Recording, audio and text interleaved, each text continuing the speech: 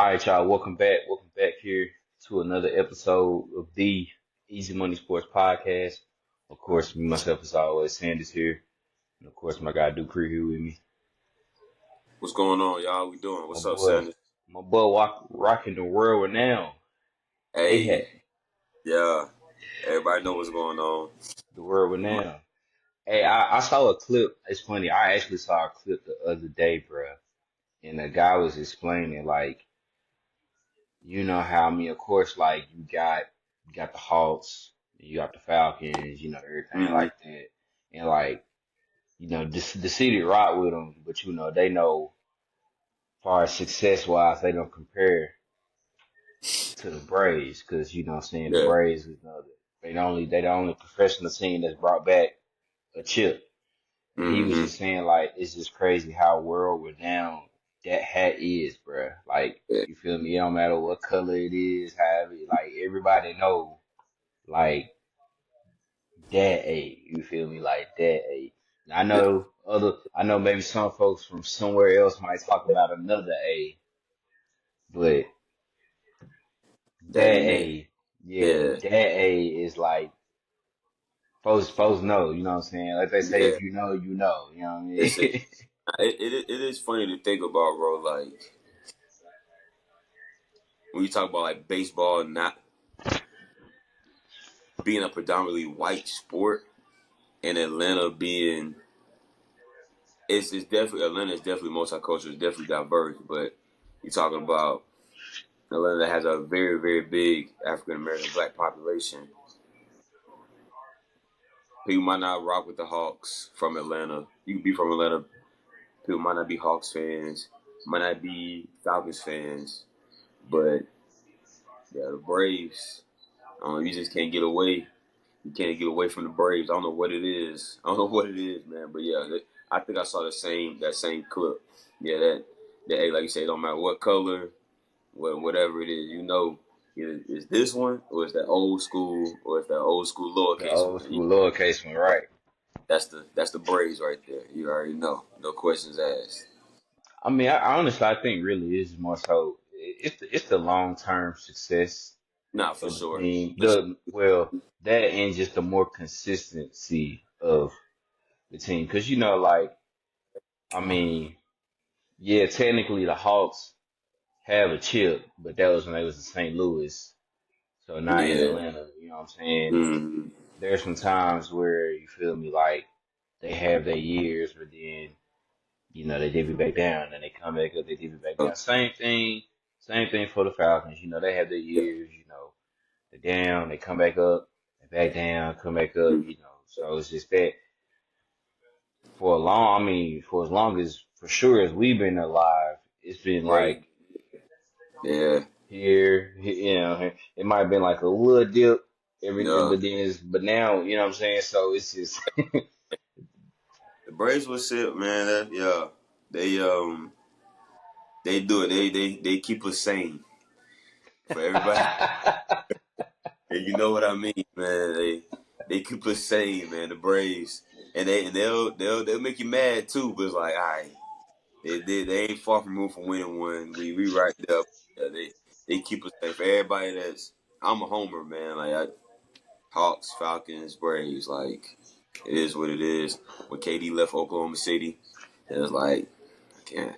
I kind of left that where it was, man. Came on back home. So, um, yeah, the Braves keep us sane, and it's better if you're a Georgia Bulldogs fan too, because they've been doing that thing as well. I'm not a UGA fan, but yeah, the Braves for sure. Professionally, the Braves keep the city solid. So hopefully yeah, the Hawks and the Falcons can get right here pretty soon. So yeah, yeah. Well, man, not much to really go over in this episode. I mean, the biggest thing that we got right now is, obviously, we just concluded today the NBA draft, which actually hmm kicked off Wednesday night.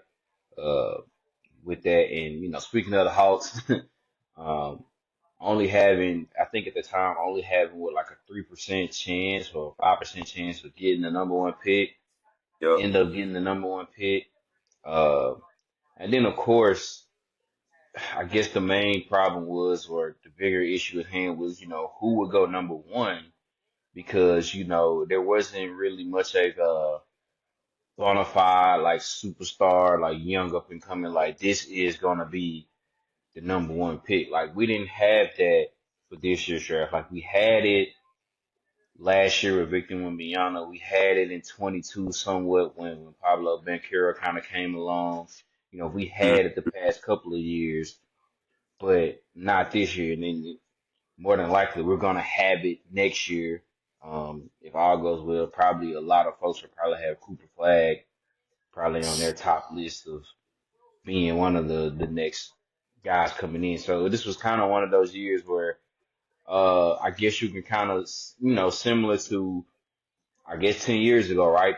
Or 11 years ago, the 2013 NBA draft. It was like, okay, there's some guys there, but are they going to who is like this bona fide guy? And it wasn't really there, so it was just Yeah, interesting to see what was going to happen and who was going to go number one. And then uh, ultimately, like what day of it kept coming down to pretty much the foreign players, right? It was going to be one of the Frenchmen. Was it going to be Alex Sarr? Was it going to be Zachary Ricochet? Like everybody was just trying to figure out what's going on, and ultimately, um, Atlanta went with Ricochet. So, I mean, obviously the biggest start of the night with him going number one, and then Alex Hart going right after him to Washington at number two, and then you went with Reed Shepherd going to Houston, which that kind of shocked me. I didn't think Reed was going that high, yeah, and on and on and on. But man, I guess first thing first, since you're the resident Hawk fan here, how do you feel about Zachary Ricochet being picked number one overall and going down to Atlanta? yeah.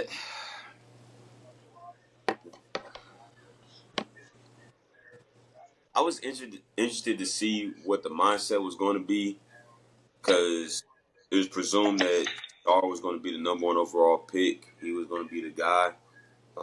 It didn't work out with the Hawks, which I was asked that question the other day, and there have been plenty of guys that haven't worked out for teams, and they still draft him anyway. So that wasn't a big deal for me. Um, I just want to say how this guy pans out. He can shoot the ball. He does have some versatility on defense.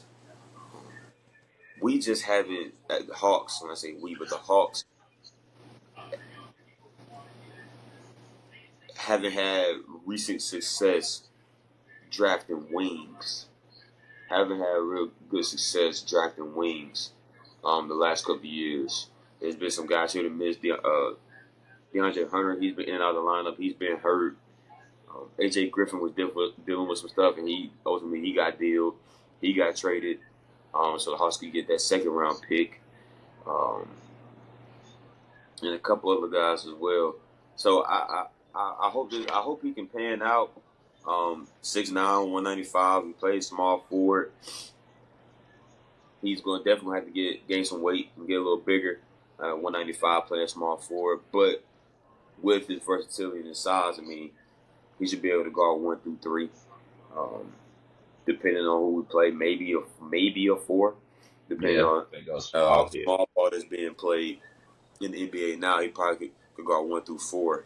Um, I know he has some different things he got to work on, shot creating and things like that. So he can shoot and he can play defense. And in today's NBA, if you got a guy that can shoot and play D, you're in a good spot. So hopefully he pans out. Um, I'm not gonna put too much stock in. He's got to learn the NBA game. All that jazz. Learn the NBA game and things like that. I think the big thing now is especially with these guys coming over from Europe, um, or just guys from other countries. I don't want to just say Europe because you got Canada, you got Africa.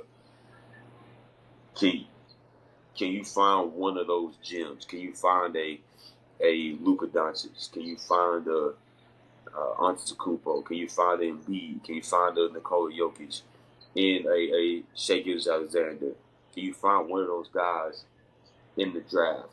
Um, And I'm not saying that this guy's going to turn out to be Luka or anything like that. I'm not saying that. But can he be one of those guys? Could we have one of those dudes that we can pair with DeJounte and Trey? What are they going to do with that? I don't know. But DeJounte and Trey in the backcourt with this guy, you got DeJounte and Richardson able to switch off and play defense the way that DeJounte can, and this kid being able to, with his versatility and size, you could have something there. So we'll see, man. We'll see. Like you said, it's the first time the Hawks had the #1 pick, and there wasn't like a clear cut, like, it was like, okay, yeah, the Hawks got the #1 pick, cool. And right after they got it, I'm like, who's the It guy? wasn't. It wasn't like. It wasn't like. Yes, we got Zion. Yes, we Yeah, got. It was. It yeah, wasn't. Yeah. we got Wembanyama. Like, there wasn't like that guy. So, obviously, I hope he pans out, man. Like I said, our last couple first round picks, man, it's been some growing pains here and there. Some guys have started to come into their own, and some guys haven't. Um, but we'll see. Welcome to the A, man. Culture change, culture shock, for sure. We'll have a culture shock, but I think he'll be fine, man. I think he'll be all right. 3D guys, you can never pass up a 3D guy for sure. Yeah, I said that man gonna be going from them beignets to lemon pepper wings, man. Quick, Yeah, he, go to the bando, my boy. That's the spot. Go to the bando. I'm telling you, he gonna have to, man. It's gonna be crazy for sure. But um, I mean, I'm for what they had, right? I think it was a solid pick. Um, Clearly it was between either Ricochet and Sar. Like that was the talk of it and everything like that. And like you said, even though Sar didn't work out for him, that didn't necessarily mean that they wasn't gonna pick him. If I'm not mistaken, I don't think Vaquero worked out for Orlando, and they still picked him. So it's just it's happened before. So really wasn't, like you said, really wasn't that big of a deal. It was just more so just the mystery of it, just because of you didn't know who was gonna be #1. How strong this draft class is. Like, how much do you trust these guys to get to come in right away and make an impact? I mean, you Mm-hmm. just never know. So obviously, like you said, you don't want to put too much into it right now because you're not necessarily asking him to be Victor or to be Bankero or to be Zion. You want him to be Zachary Ricochet. Like you want him to be him. Let him grow and develop. And I mean, I think if I'm not mistaken, he was a part of Tony Parker's basketball team over in France. So pretty sure he got taught very well, great fundamentals, the game of the NBA game. I mean, Tony Parker is one of the top 5, top 10 international players, probably, depending on how you want to look at it, to ever play in the NBA. So it's not like, he didn't learn. Obviously, he'll probably be very coachable. Mm-hmm. You know, to get put in, to be put in the right position. So I mean, it's gonna be interesting to see with that.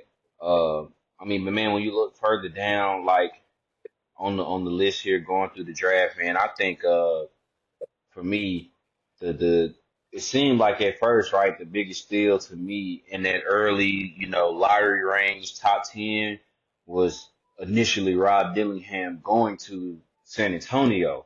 And I thought, oh man, that'd be kind of great to see him and Victor kind of paired together because, I mean, yeah, his frame is a little smaller for most guys now in the NBA, but the dude can get some buckets. And then as it goes along, and we find out that pick is getting traded to Minnesota, so now he's going to a team that's already young, hungry, fresh off Western Conference Finals appearance, and now being added to us. To me, that was one of the biggest steals that I thought of early in that first round. But who else did you see in that first round? Whether it be like right in that lottery range or outside that lottery range, where you was like, dang, that's a steal.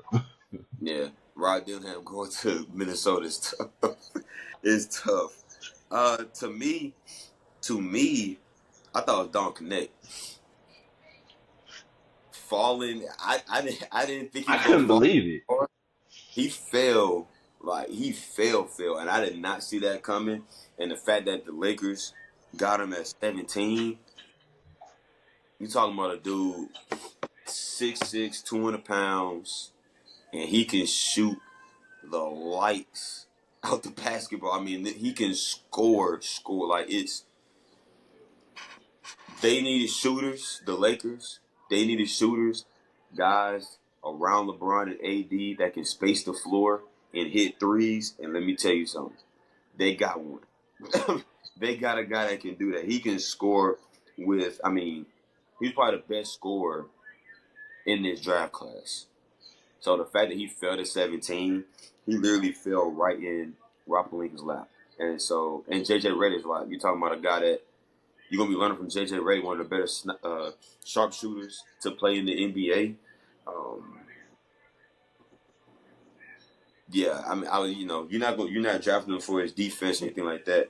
You look for him to put the ball in the basket, and that's what he can do. So the fact they got him at 17, that was tough. That was tough. I couldn't believe that he fell down that far, man. Like Yeah. as the draft was going on, like I'm Too. thinking about the different spots that he could go to. So when we got the 5 at Detroit, I was like, okay, they need some shooters, you know. But they ended up going with Ron Holland. And I'm like, oh, well, okay. So then, kind of keep going. I'm like, do you think Memphis could use them? I'm like, well, man, they need a big. I mean, I know the Tennessee Connect would have been cool, but I'm like, yeah, they need a big. And then when we got the 12 at OKC, I was like, oh, that's perfect. You hope you We need shooters, right? We need a shooter. We need another shooter. Like we need somebody else that can get some buckets along with Shea Gilgeous Alexander and Jalen Williams, right? So, it's just like one more just to give it that and everything like that. And then we go and draft Nikola Topic, and I'm like, bro, that's Josh Giddey 2.0. basically. I'm Yeah. like, he couldn't shoot. And I'm like, at that point, I was like, bruh, I said, after that, I was thinking, he's going to fall to either Philly or LA. Because after that, I couldn't think of no other team that really after that, just needed shooters like that. Between after OKC, between them and anything after that, I didn't really see another team that needed it. So I'm just like, this man really finna fall to the Lakers. And I know soon as the pictures coming in and I know for a fact they probably was already making that call to be like, look, if he's still there, we're drafting him. Cause that's just The fact that Philly didn't take him, like the fact that Philly didn't take him, I, that didn't make any sense either. I do agree with that. I think you need another guy that can score in Philly, and especially with some right. of the different play for I can't remember my man's golly, I can see his face. Just some of the inconsistent scoring outside of Embiid and outside of um Tyrese Maxey. Tyrese Maxey. Yeah.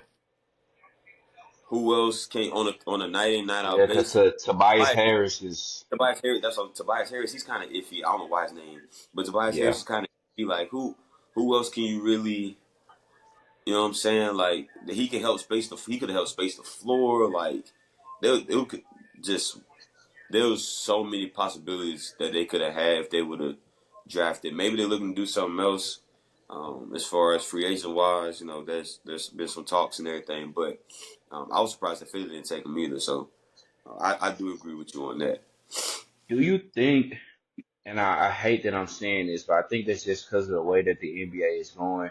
Do you think it's because of, like I said, I feel like it's a dumb question that I'm asking, but it just seems like that's how they do it now because of his age, because he's an older player. Do you think there might have been could have had some factor into it? Because I mean, you see all these other guys that was kind of going in front of him, and they were like, freshmen, sophomores, so they're 19, 20, 18 to 20 range, while he's what 23, 22, Um, 23, uh, somewhere in there, because he started off in Northern Colorado and mhm. made his way here to UT and everything like that.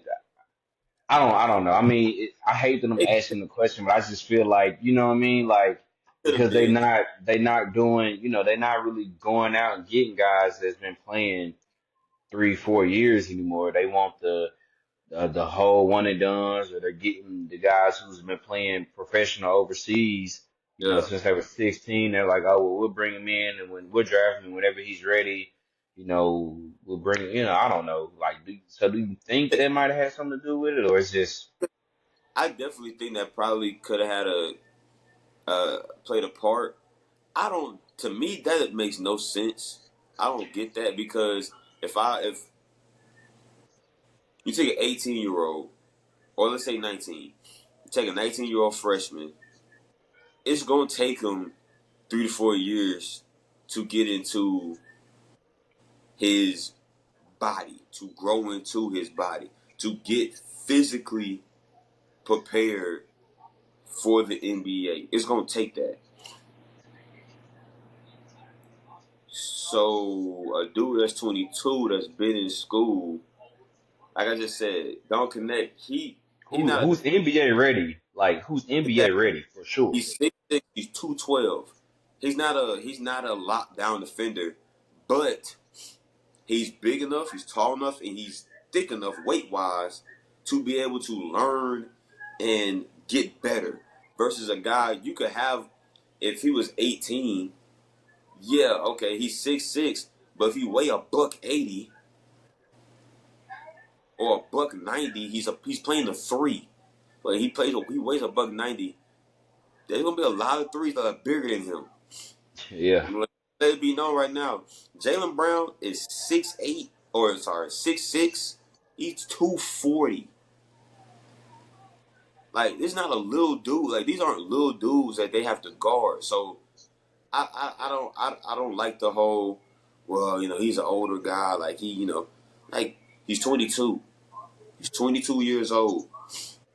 He's 22. Now I guess the benefit would be as he grows into and matures into his body, he's also getting NBA experience. So I could see that if that was the counter, but if you just get whooped on for 3 years versus I can get right. I'm in college. I'm in college for 3 years. I can get right, get ready physically. So when I enter the league, there isn't a big learning curve when it comes to that. I'm already physically ready. I can just go and play ball now. So I don't like that. I don't like that. If you can play, you can play.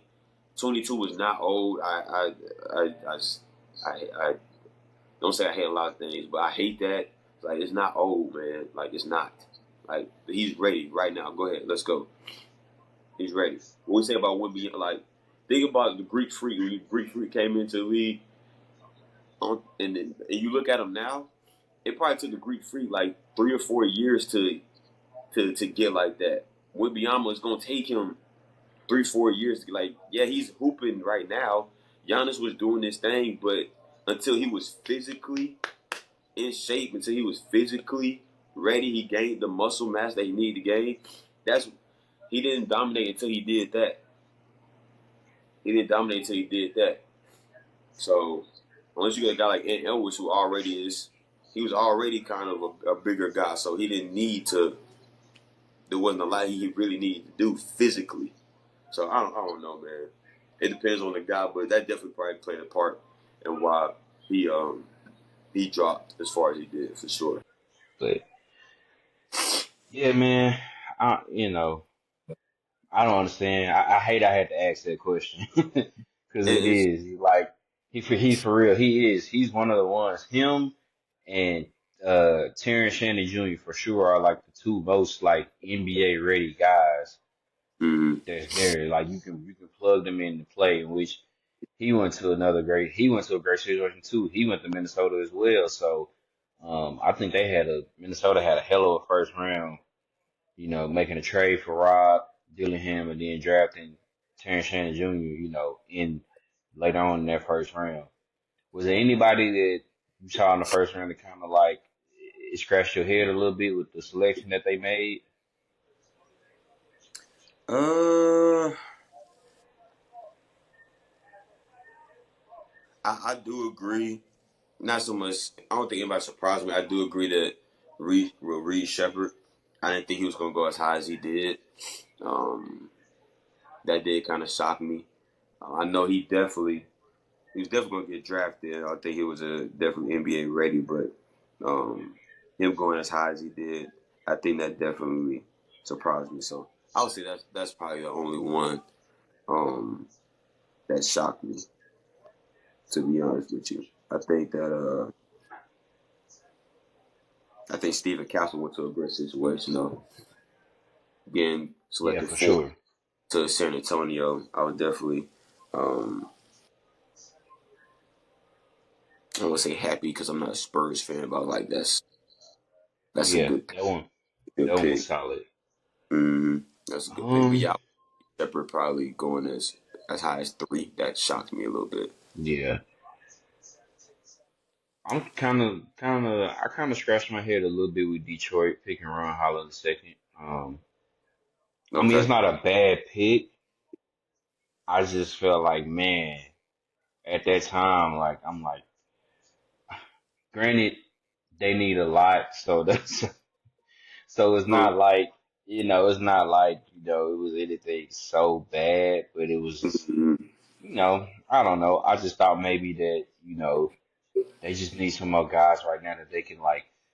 Is Holland gonna play right away compared to if they would have went with Dalton Connect and they could be like, okay, we can insert him into the starting lineup, like Yeah.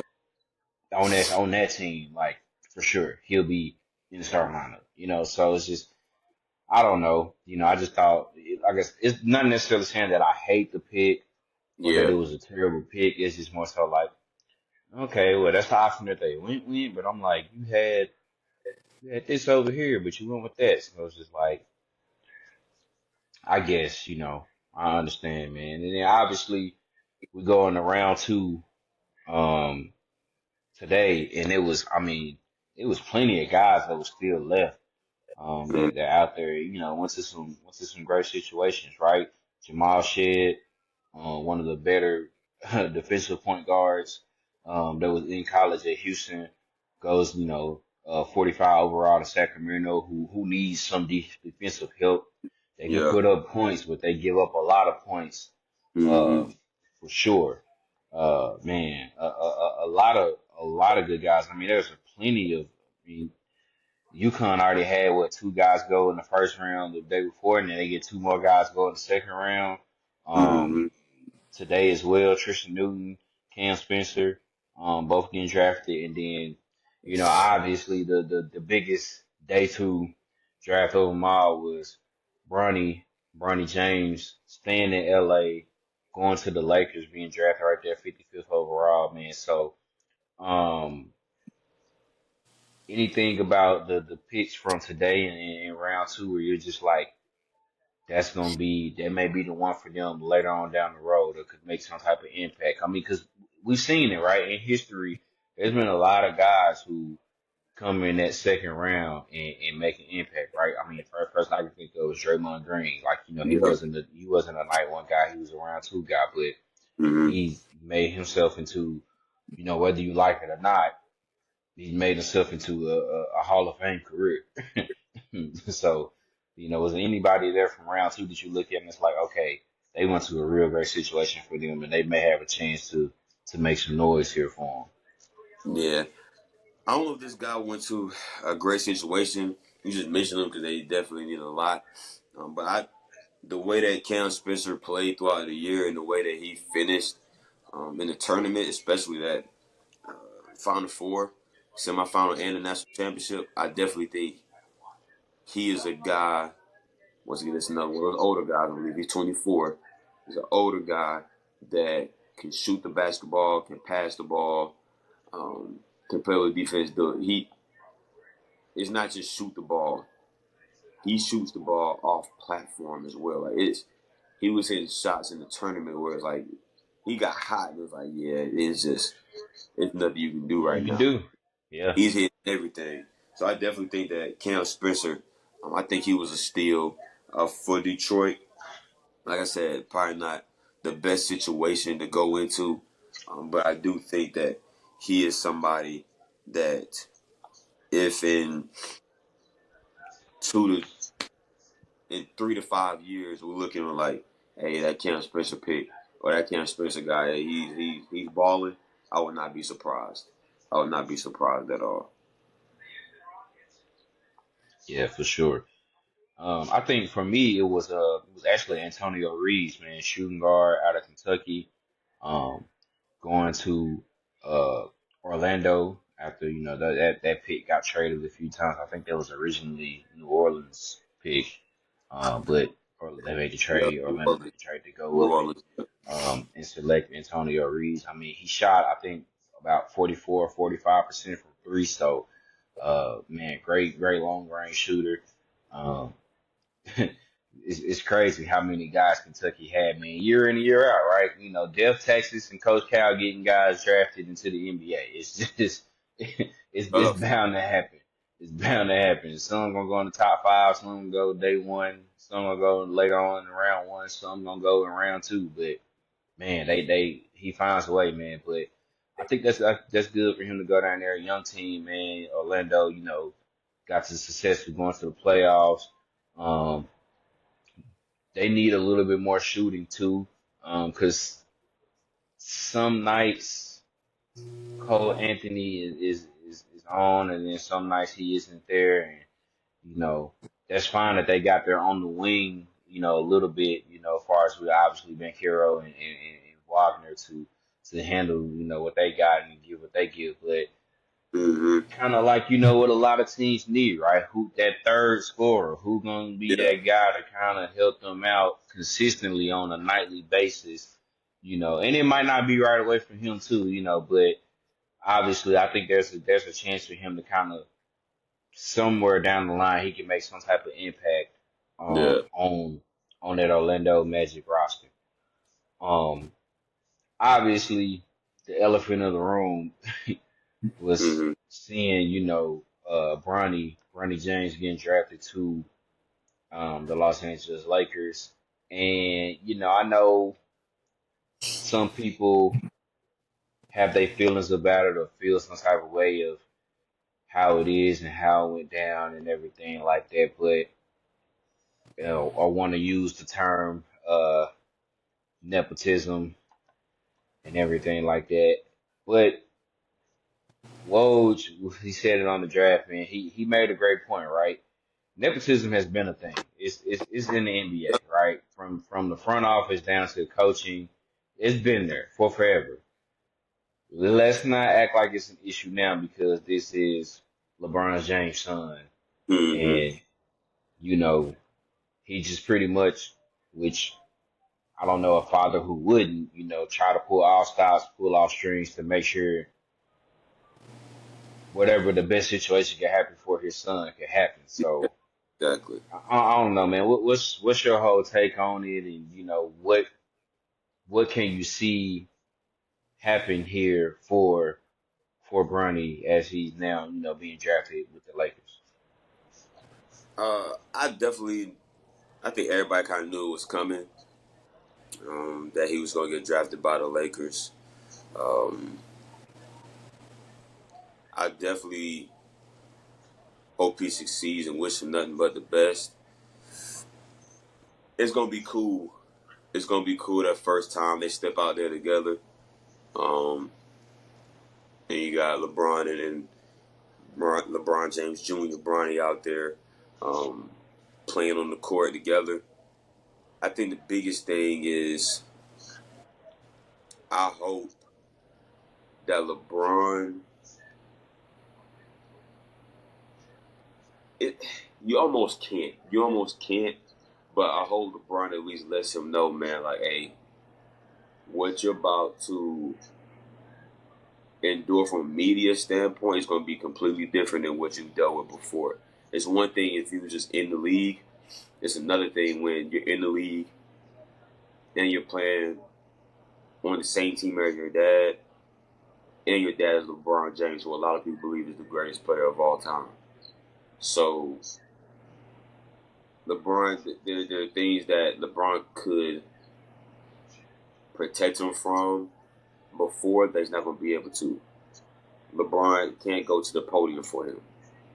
You know what I'm saying? He can't answer those questions from reporters for him. You know what I'm saying? Stuff like that. Like now you've entered a different a different realm in probably the top market in the country.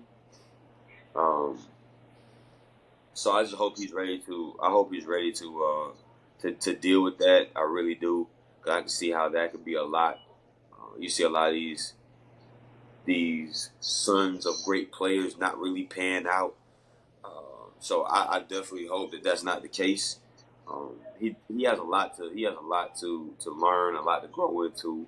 Obviously, he's got to keep working on his offensive game and everything. The way he plays defense, how competitive he is, he's gonna have himself in a lot of good situations because of how athletic he is and is willing to play defense. He's got to work on his offense, but I just hope that he he has been preparing for what is to come. Um, but I think we all saw it, man. This was something that was talked about for a long time. LeBron said he wanted to do it. It was even talk about him saying whatever team drafted Bronny, LeBron was going to leave and go play with that team. That's how much he desired to play with him. So, um, what didn't come as a shock, and I hope it works out, man. I would say I think LeBron probably is hanging it up after 2 years, though. After this, with this going on, it's probably about 2 years before he decides to take him up. But congrats to the James family, congrats to Bronny for sure, and I wish nothing but the best for real. And that's all I would say. Like I said, Yeah. nepotism thing, like, come on now, I don't really don't want to even get into it because I don't want to disrespect anybody. But you got sets of brothers that are in the NBA. Like you got the the twins. Uh, you got the Holiday brothers. You have um, Kupo and his brothers. Like you have different. You have some of these brothers and parents that can play, and there's some that one brother can and one brother can't.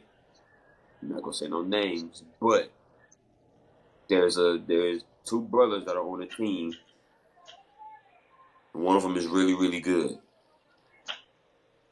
The other one, mm-mm. So like Woe said, I'm not trying to hear that now because this is LeBron James' son. I'm not trying to hear it now. It's been happening before. It's happened in football. It's I don't even want to.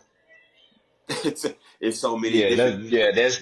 that's a boy. We opening up Pandora's box if we go Yeah, down that but road. You you have know, you have it happens, man. It happens. Like this is the first time we've seen this in basketball. Let's right? let's you know what I'm saying? It's okay. Everybody untighten your panties. All right. Exactly. I think for me, I just hope. And I know that's gonna be easier said than done. I just hope that the media or fans, people out in LA, or just people that love to watch basketball. I just hope they don't try to set any unrealistic expectations too soon, right? I mean, Man, man. clearly, Bronny didn't have the freshman season that he probably planned to want to have, right? But I mean, you got to think he had this cardiac arrest Yeah. issue going on, pretty much missed majority of his season, right? Didn't come back till January, and trying to play along from there, did what he could and everything like that. So obviously, he didn't have like the season that he probably wanted to have to where he might have would have been, I don't know if he'd have been a lottery pick, but could have been, potentially a lottery pick or going in the first round or anything like that, or early second round, worst case scenario. But it didn't happen that way for him, and it is what it is. Everything happens for a reason. So um, that's that. I don't want. I hope people don't think that he's coming in like he's gonna come in starting this year, right? Because obviously there's there's a lot more to his game that he still has to develop, like you said, offensively, everything like that. He, defensively, he's gonna be good. Because we've seen that already in bits and pieces from high school days up into him at USC. So we Yeah. know that. But offensively, yes, he's gonna have to work on his game some more. So clearly, this is more so, which is what you see in a lot of these first round picks, even in the second round picks. Sometimes it's more so of we're trying to develop this guy, right? And he's gonna have to go through that developmental process to where, like you said, maybe in a year or two, he'll be out there. Now, obviously, they may try to do something to where in the preseason they'll probably try to have him where he's out there with him and his dad or something like that. Like that, that'll be cool to see. Because Hmm. like you said, we haven't seen it in basketball.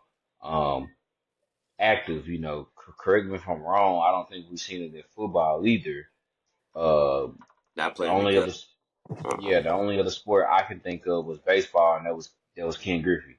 That's And obviously, that's different because you can play that sport for a long time, barring no injuries. Just like we see now with LeBron, barring any major injuries, you can play the sport for a long time. If you take care of your body. So, you know, I just hope nobody sets like no unrealistic expectations, trying to think that LeBron is going to win Rookie of the Year and you know, he's gonna be on an all rookie team or anything like that. Like, let's just slow your roll, no, man.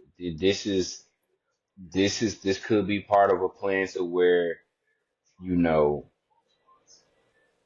we have this one era or one group of how the Lakers are trying to play basketball. Because in the sports goonies, Chris kind of made a valid point. In a way, you kind of can't really tell if the Lakers are trying to win now or if they're trying to rebuild.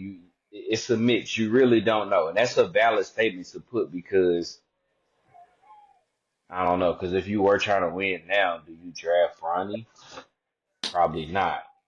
But then it's like, are you trying to say you're rebuilding, knowing that you still have LeBron and AD and Austin Reeves, and now you drafted Dalton Connect? Like, are you really trying to say that you're rebuilding? So you'll probably say no to that. So what I mean, Yeah. it's just I don't know, but I just hope nobody throws no unrealistic expectations on him. I just hope that he, does well, stay healthy, get a chance to develop his game. Um, and maybe, eventually there's one time where, they have him out there in a live NBA game, like where it counts, and it's him and his dad out there. It would be cool to see. I have no problem with it. I mean, who wouldn't? If you had the chance to be out there with your son, like to play in the same professional league that you play in, who wouldn't want to do that? You know what I'm Exactly. saying? Like, who wouldn't Exactly. want to set up? Who wouldn't want to try to get set up the opportunities of having, you know, having your son out there playing with you? I mean, we come on now. For a minute, it seemed like every time Doc was going to a team, Austin was right there. Right? Also, Come on. right So there. let's He like let's he got out there or something. Yeah. let's cool off with the whole nepotism talks, man, and let's not, whatever. And I know some people may say, well, maybe Bernie wouldn't want it to have it go down that way to where like, okay, yeah, sure, my dad pulls the strings for me, but I have to go to the same exact team that he plays for. I guess if you feel that way on and about that, more power to you. But I don't know. At the same time, it's like we talking about a kid who's probably gonna get undrafted at first, right? And if For and if sure. if if your if your if your father can pull the strings to make it, they say, hey man, let's bring him here. Like I want him here, or just give it some thought, right? Just give it some thought. Let's see if he's there, whatever. And it's like, okay, they made the call. I, like you said, who really should be even surprised by it because it's something that's been talked about for years, Hmm. like for years. I mean, it's out there. If you don't believe this, it's out there. It's been talked about for years that this was something that Look it up. Yeah, LeBron wanted to do with Bronny. So um, I don't know. I'm not surprised by it either. I'm not shocked. I just hope that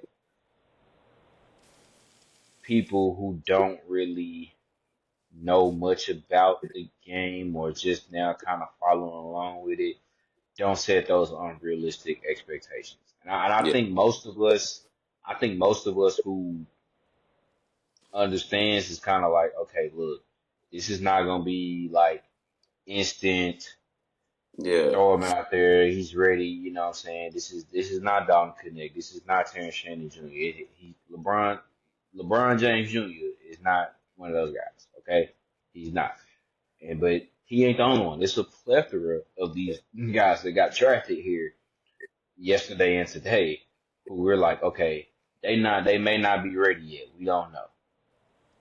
So just because his name is LeBron James Jr. don't mean you got to put him up on such a expectation that's so unrealistic when yeah, you got other guys who win in the lottery yeah, and the same expectation is really the realistic expectation for them is we're gonna wait and see. So yeah. We can't expect him to be LeBron.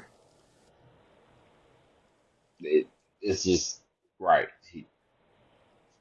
It's like anytime we talk about any player, right? I mean, to make the comparison, if you want to make it, that's fine. But in the end, like they have to be themselves, and that's what you want out of them. That's what you want out of Bronny. So you know, I don't know, man, but it's gonna be interesting to see what I think summer league in about 2 weeks, if I'm not mistaken, maybe about a week and a half, So two yeah, weeks or so. So obviously he'll probably be out there, so it'll be interesting to see, him being out there, Ricochet, Alex Starr. I mean, dog, Donovan Clingan, who we didn't even mention, him going right but into Portland's lap. That's good for them if they get them a big to kind of pair along with him and Scoop that's to see if cool. they can improve up there with Chauncey Billups, man. We didn't even mention, man, Zach Edey going to Memphis. Um, I know some people are kind of 50-50 on it. They feel like that, at his size, he can't be as dominant as he was in Purdue, which obviously him getting like 20 and 10 or 20, 20 and 15, 25, 20, how he used to do back then, probably won't be the same, but I don't know. Some of the guys are saying like this is Memphis drafting Hasheem to beat again. Like, do you think it's that bad, bro? East, East. He I did at think least. that's a little harsh. Yeah, he's led the team to the national championship game.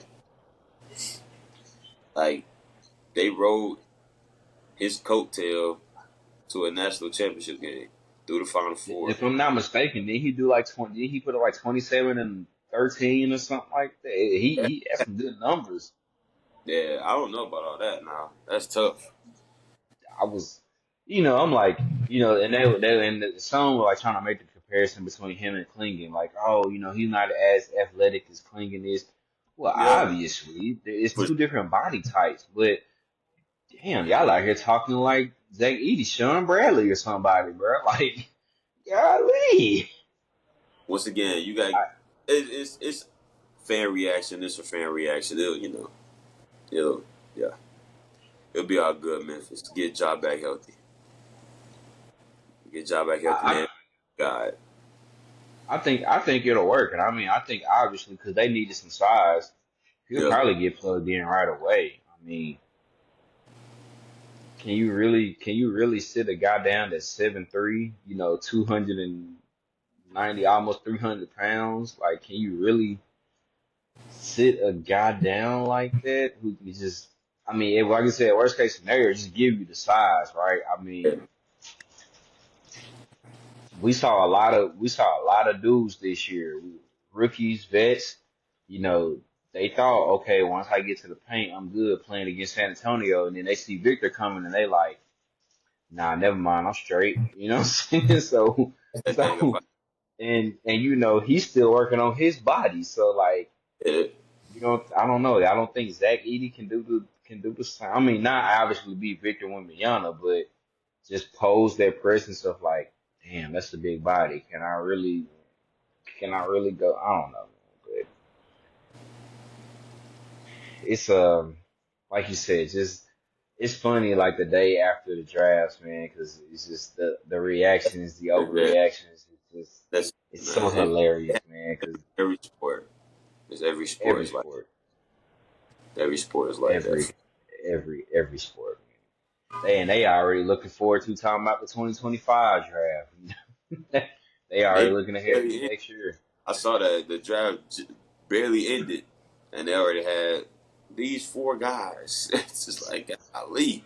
All right, these boys did just get drafted. Now, let's see I how they. mean, the dudes next year, man, is supposed to be some killers though. So we'll see.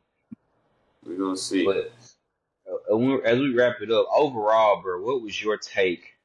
Just your overall view of how the draft went, or just what was your biggest thing that stood out to you? I thought overall, man, I thought that the Lakers getting Connect and also getting Bronny, but I thought the Lakers getting Connect was definitely a plus.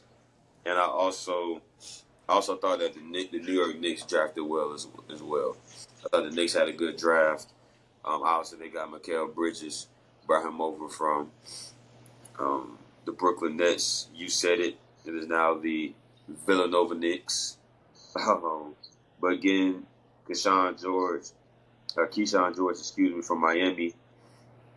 Uh, Diadet from France.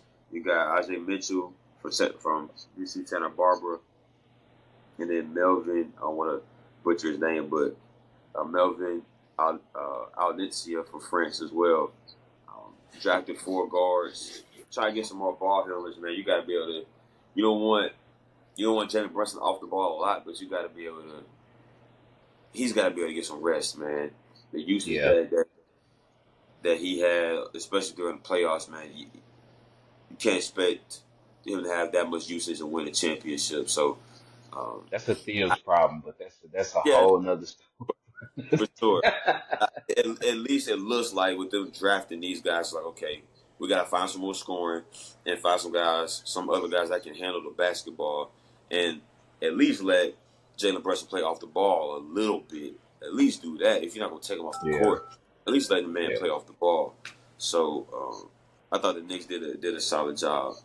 So those two teams, I would say, I thought did a pretty good job as well with the Timberwolves. I thought the Timberwolves had a really good draft as well. Yeah, I like what the Timberwolves did for sure, making it like we said earlier, making a trade for Rob Dillingham, and I mean really not even giving up hardly anything. I mean it was futures from like 20, 30, 31. It was like, oh my God, we talking about from 6 years from now, six, Yeah, 7 years from now. This is what it, well, okay, I guess, and then I yeah, getting Terrence Shannon Jr. for sure was that. Another thing I'm looking at it too, man, just the NBA as a whole. Obviously, man, the game is growing globally. I mean, man, yeah, the fact that you see three guys from France get drafted in like what the first six picks, first six, 7 picks. It was three guys, Ricochet, Star, and Saloon. So it's just like what, four guys overall drafted in the first round, all from France. So it's just like you can tell that the game there in France, and like I said, especially since Tony Parker is over there, the game is mm, growing. And as I was watching the draft, I was, you know, me jokingly saying it, but at the same time, I mean, as a songwriter say, man, all good jokes contain true stuff. So I'm joking around, but I'm like, man, it's just I can't believe how it's just like, bro, what's up now? Like all the foreign players are just they just coming in, they getting drafted, they taking over, bro. Like what's going on here with our guys here in the states? But it's just like I think the difference is a lot of times, a lot of the guys here is kind of it's so individualized, and the AAU thing, and it's just it's kind of like individually me, and you can kind of tell like in French it's more team effort, more team oriented, professionalism. It's just I don't it's crazy, right? I mean, obviously, I still think that here over in the States, there are still are the better athletes, overall, but it's not as big as the gap as people think it is anymore. Like it ain't Uh, like how it was back 90s, early 2000. Like that gap is closing each yeah, at each moment because it's bad. just crazy how Yeah, much how much is just like a team is willing to be like, well, we'll take that guy from overseas and let him play for a year or two if he still wants to be there, and then let him come back instead of you know this kid who went to Georgia Tech or something, whatever, and they just like, yeah, whatever. And so it's just it's crazy, right? Because you're sitting there thinking like, I didn't think Reed Shepherd would be the first American to be taken, right? I thought it might be, somebody else, but the fact that it's him. But speaking of culture shock, he'll get a culture shock too, coming from Kentucky, going down to Houston. Yeah, he gonna get a culture shock too, man. But yeah, just the fact that the game is just growing globally and growing fast, like you said, like they're closing the gap, and yeah. it's like you said, they're closing it fast too. So, Yeah, I just think it's a developmental thing. I think they're just developing. mm, They're developing. I don't want to say physically. I think because they're able yeah, to grow at such a young age over there in Europe. They're playing against like Luka was playing against grown men. He's 16 years old. So he gets over here to the association, and it's okay. I've been doing this for five years now. Like I don't know. Okay, it's fine. He's playing basketball. It's different rules or whatever, but we just playing ball. We just keep doing what I was doing. But they're developing a lot better, and I think it has to do with what you mentioned with the AAU. I think it has something to do with the one and done stuff. Like these guys are not in school for a long time. They're not learning and being groomed on how to be pros. They're basically they're there for 6 months and then they're out of there. So maybe 6 to 8 months and then they're gone. right, So there right, isn't a whole lot of development going on versus over in Europe, they're able to develop, learn the fundamentals, get get all that stuff down that translates over to the National Basketball Association. So I think it's a developmental thing. I think that's is where the gap used to be athletically and developmental between American born and foreign, let's just say Europe. I think now that athletic gap that was that the gap athletically is being closed by the mental and fundamental development over in Europe. That's closing the gap. You can't just get away with being the most athletic guy, being the more athletic guy. You can't just get away with that anymore because these dudes, okay, that's fine. They have athleticism. Obviously, they got to play well. Not obviously because Nikola Jokic is not an athletic being, but it's like he just he plays basketball the right way. Like I say, yeah, it's the mental, it's the fundamental, it's the team. Like it's all of that stuff. It's all that stuff, and so that's definitely closing the gap versus our American guys. So um, gotta figure something out, man. Cause yeah, when's the last American to win MVP? jeez, oh, Exactly. what Harden maybe, probably Harden, because what it's been, Or yeah, Was after Harden? uh, It's up now. Let me see. I think Harden got his after Russ,